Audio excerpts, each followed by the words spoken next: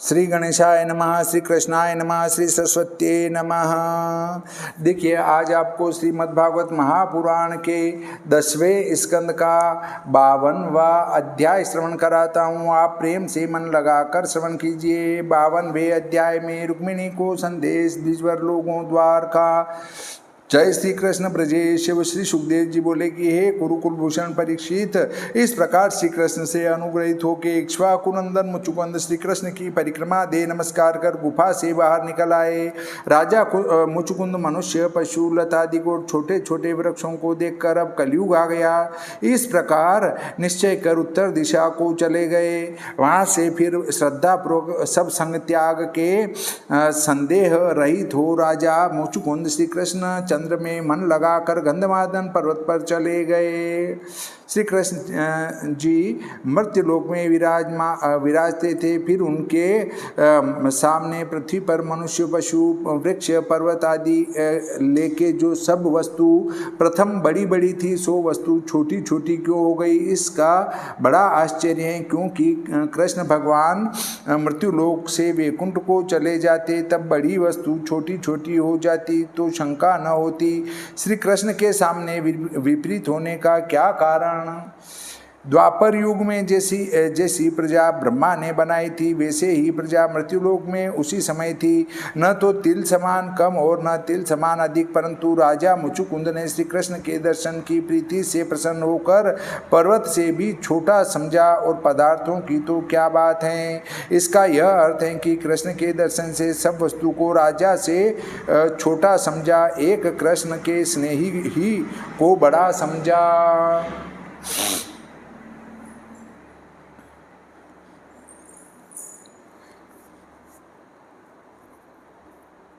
वहाँ से फिर श्रद्धापूर्वक सब संग त्याग संदेह रहित हो राजा मुचुकुंद श्री कृष्ण चंद्र में मन लगाकर गंधमादन पर्वत पर चले गए। हे नृपोत्तम, फिर नर नारायण के स्थान बद्रिकाश्रम जाकर समस्त द्वंद्व अर्थात सुख दुख भूख प्यास शीत उष्णादि सह कर शांत स्वरूप मुचुकुंद तप करके भगवान वासुदेव की आराधना करने लगा।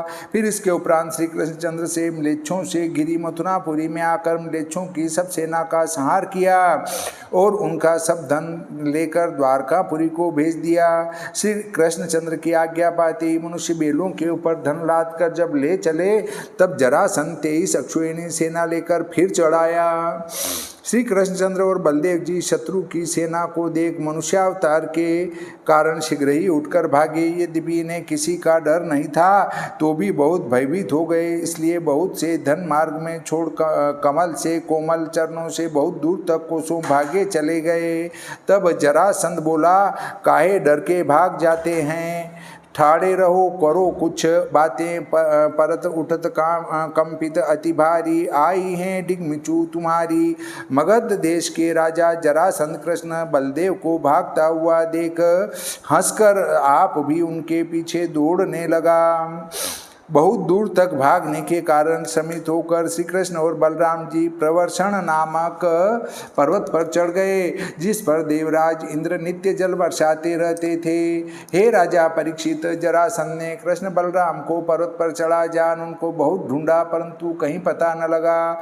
तब उस पर्वत के चारों ओर आग लगा दी। हे राजन, जब पर्वत जलने लगा तब श्री कृष्णचंद्र बलदेव दोनों भ्राता उस 44 कोस ऊंचे पर्वत के शिखर से उछलकर पृथ्वी पर कूद पड़े। हे महाराज, सेवकों सहित जरासंध से अलक्षित यादवों में श्रेष्ठ कृष्ण बलराम समुद्र की खाई से युक्त द्वारकापुरी में चले आए। हे राजन, जब समस्त पर्वत जलकर भस्म हो गया तब मगध देश के राजा जरासंध ने विचार किया कि कृष्ण बलदेव भी इसी के संग ही जलकर भस्म हो गए, इसलिए अपनी सब सेना साथ लेकर मगध देश को चला गया। यद्यपि अब श्री कृष्णचंद्र के विवाह की कथा करने के लिए प्रथम 9वें स्कंद में बलदेव जी की विवाह की कथा वर्णन कर आए हैं, तो भी फिर एक श्लोक में वर्णन करते हैं। हे परीक्षित, अनर्त देश के राजा रेवत ने कमल योनि ब्रह्मा जी के कहने से अपनी पुत्री रेवती का बलदेव जी से विवाह कर दिया। यह पहले कह चुके हैं। हे भरतवंशावतंस परीक्षित भगवान वासुदेव भी स्वयंवर में जाकर लक्ष्मी जी के अंश से विदर्भ देश में उत्पन्न हुई भीष्म की कन्या रुक्मिणी को विवाह लाए। शाल्वर शिशुपाल आदि राजाओं की सेना को जीत सब लोगों के देखते हुए जैसे देवताओं को जीत कर गरुड़ जी अमृत ले आते हैं, इसी प्रकार श्री कृष्णचंद्र रुक्मिणी जी को ले आए। इतनी कथा सुनकर राजा परीक्षित बोले कि हे ब्रह्मन, अत्यंत रूपवान राजा भीष्म की कन्या रुक्मिणी को युद्ध में से हर के श्री कृष्णचंद्र ने ब्याही, यह वार्ता हमने आपके मुख से सुनी। हे व्यास नंदन, जरासंध, शाल्व इत्यादि राजाओं को जीतकर जिस प्रकार श्री कृष्णचंद्र रुक्मिणी को लाए वह चरित्र सुनने की मेरी अत्यंत अभिलाषा है, सो प्रसन्नता पूर्वक वर्णन कीजिए।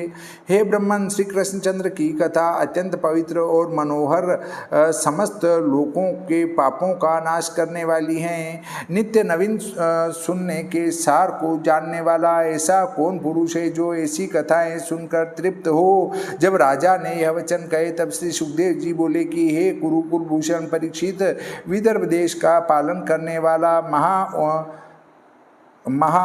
यशस्वी भीष्म का नाम राजा था। उसके 5 पुत्रों और परम रूपवती एक कन्या उत्पन्न हुई। उन पुत्रों में सबसे बड़ा रुक्मी, उससे छोटा रुक्मरथ, उससे छोटा रुक्मबाहु, उससे छोटा रुक्मकेश और रुक्मकेश के से छोटा रुक्ममाली, ये 5 पुत्र उत्पन्न हुए। और पांचों की बहन परम सुशील पतिव्रता रुक्मिणी हुई। घर में आए हुए देवर्षि नारद जी के मुख से श्री कृष्णचंद्र का गुणानुवाद सुनकर श्री रुक्मिणी जी ने अपने समान व जान विवाह करने के लिए प्रतिज्ञा की। और इधर सुंदर बुद्धि, उदारता, रूप, पराक्रम, शोभा युक्त रुक्मिणी के गुण सुनकर श्री कृष्णचंद्र ने अपने समान स्त्री को ब्याहने की अभिलाषा किया। हे राजन, माता, पिता, भ्राता आदि सबकी यही इच्छा थी कि रुक्मिणी का विवाह श्री कृष्णचंद्र के साथ करेंगे, परंतु श्री कृष्णचंद्र का शत्रु रुक्मी हम अपनी बहन का विवाह कृष्ण के साथ नहीं करेंगे। इस प्रकार निषेध कर रुक्मिणी के योग्य वर शिशुपाल हैं यह निश्चय मन में किया। सुंदर कटाक्ष वाली विदर्भ देश के राजा की पुत्री रुक्मिणी ने सुना कि श्री कृष्ण के साथ मेरा भाई ब्याहने को निषेध करता है।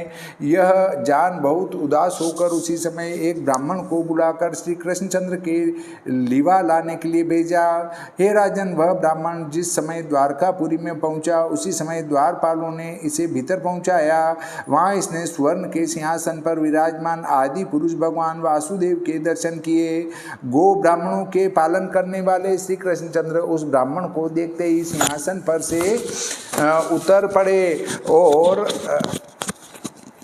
ब्राह्मण को सिंहासन पर बिठाकर जिस प्रकार कोई अपने देवता की पूजा करता है उसी प्रकार पूजा करने लगे।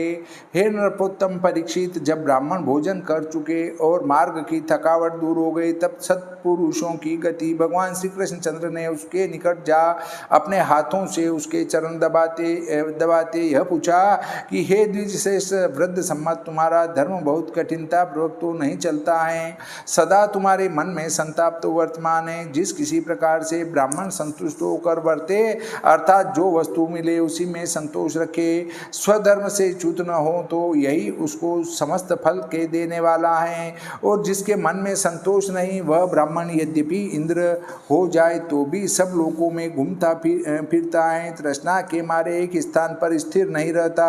हे ब्राह्मण, प्रारब्ध ही तो मनुष्य को राजा रंग करता है और जिसके पास कुछ भी नहीं है और मन में संतोष है वह ब्राह्मण सब खेद को त्याग कर आनंद पूर्वक सोता है। जो द्विज आप ही मिली वस्तु में संतोष करता है, अपने धर्म में निष्ठ है और समस्त जीवों की रक्षा करता है, शांत स्वभाव, अहंकार रहित है, उसको मैं बारंबार नमस्कार करता हूँ। हे द्विज श्रेष्ठ, जिस राजा के देश में तुम वास करते हो वह राजा तो तुम पर प्रसन्न है, क्योंकि जिस राजा के देश में भली भांति गो ब्राह्मण पालन होता है वह राजा मुझे अत्यंत प्यारा लगता है। यहाँ एक दृष्टांत आता है। एक घोड़े के व्यापारी के घोड़े से राजा के पुत्र का कोई रोग जाता रहा। तब राजा ने व्यापारी से कहा कि इस घोड़े की कीमत ले ली। व्यापारी ने कहा, महाराज, यह घोड़ा कुमार के चढ़ने को मैंने वैसे ही दिया और मुझे द्रव्य की इच्छा नहीं। जब उसने ऐसा कहा तब राजा ने उसका बहुत आदर सम्मान कर विदा किया और कहा कि यहाँ आते जाते रहिएगा। अब कुछ वर्ष उपरांत व्यापारी का प्रारब्ध बिगड़ गया, अतः धन सब चोरी हो गया। घोड़े सब मर गए और जब कुछ उपाय न चला तो राजा के पास आया। राजा ने यह समाचार सुन उसे एक मकान में टिका दिया और कुछ दिन पीछे उससे भेंट कर पूछा कि तुम को क्या बनाना आता है। व्यापारी बोला कि मैं चाबुक बनाना जानता हूँ। राजा ने उस समय 5 रुपये देकर कहा कि इसी से चाबुक बनाओ और बेचो, रहने के लिए मकान तुम्हें दे ही दिया है। तो व्यापारी चाबुक बनाने लगा। कुछ दिन उपरांत उसमें भी घाटा हुआ और 5 रुपये व्यय हो गए। तो फिर राजा ने 5 रुपये दे दिए और फिर घट गए। इसी प्रकार 5-5 रुपये 7 वर्ष तक राजा ने दिए, परंतु जमा घटती ही गई। जब 8वां वर्ष प्रारंभ हुआ तो 1 रुपया बढ़ा, अर्थात 5 रुपये के 6 रुपये हो गए। तब यह देख कर राजा ने 10 रुपये दिए। फिर अधिक उन्नति हुई और द्रव्य बढ़ने ही लगा। राजा ने फिर घोड़े लिवा दिए, उसमें फिर बहुत द्रव्य उपार्जन किया। जब पहले के समान द्रव्य हो गया तब व्यापारी ने विचारा कि जितना कुछ राजा का द्रव्य हमने लिया है सो दे देना चाहिए। यह अपने मन में निश्चय कर राजा से मिलने गया। उस दिन राजा ने उसका बहुत सत्कार किया और कहा कि मेरा आधा तू ले ले। तब व्यापारी क्रोध करके बोला कि जब मेरे पास कुछ नहीं था तो 5 रुपये से अधिक नहीं दिए, न मुझसे अच्छे प्रकार मिले और अब आधा राज्य देते हो। तब राजा बोले कि उस समय तेरा प्रारब्ध बिगड़ रहा था। यदि मैं अपना सारा राज्य भी तुझको दे देता तो भी तेरे पास कुछ न रहता, इसलिए थोड़े ही द्रव्य से तेरा ग्रह टाल दिया। प्रारब्ध के बली होने से और बलहीन हो जाते हैं। अगर हमारा समय ही खराब चल रहा है तो हम जो भी कार्य करेंगे उसमें घाटा ही जाएगा, परंतु समय सही आया तो कम कार्य में भी अधिक लाभ मिलेगा। इस प्रकार निरंतर आगे बढ़ते जाएंगे। हे द्विजोत्तम, समुद्र को उल्लंघन कर जिस कार्य करने की इच्छा से आप यहाँ पर आए हैं सो जो कहने योग्य वार्ता हो तो हमारे सम्मुख कहो, जिससे उस कार्य के करने का उपाय किया जाए। श्री सुखदेव जी बोले कि हे कुरुकुल भूषण परीक्षित, श्रेष्ठ आसन पर विराजमान लीला से ही जिन्होंने मनुष्य देह धारण किया है, ऐसे भगवान श्री कृष्णचंद्र के पूछने पर वह ब्राह्मण बोला कि हे मधुसूदन, रुक्मिणी ने आपको एकांत में यह पत्री दी है। तब श्री कृष्णचंद्र जी की आज्ञा से उस प्रेम के चिन्ह वाली पत्री को खोलकर वह ब्राह्मण सुनाने लगा। रुक्मिणी ने लिखा है कि हे त्रिलोकी में सुंदर, हे अच्युत अर्थात अखंड रूप, जब से श्रवण करने वाले पुरुषों के कर्णों के छिद्रों द्वारा हृदय में प्रवेश कर शोक संताप दूर करने वाले आपके गुण और दृष्टि वालों की दृष्टि के सकल मनोरथों का लाभ रूप श्रीमान का रूप सुना है, तभी से मेरा मन आप में लग रहा है। हे मुकुंद, हे पुरुषार्दुल, कौन बलवान उदार गुण युक्त धैर्यवान कन्या तुम्हें, जो कि मनुष्य लोक के अति प्रिय कुल शील रूप विद्या अवस्था धन घर इन सब से तुम्हारे ही समान हो, उसे विवाह के समय में पति स्वीकार न करे। हे समर्थ, इस कारण मैंने अपना पति आपको वरण किया है और अपनी देह अर्पण कर दी है। मुझे अपनी दासी अर्थात भार्या बनाओ। हे कमल लोचन, मैं आपका भाग हूँ, उसे जैसे सिंह के भाग को सियार ग्रहण नहीं कर सकता, इसी प्रकार शिशुपाल आकर मुझे स्पर्श न करे।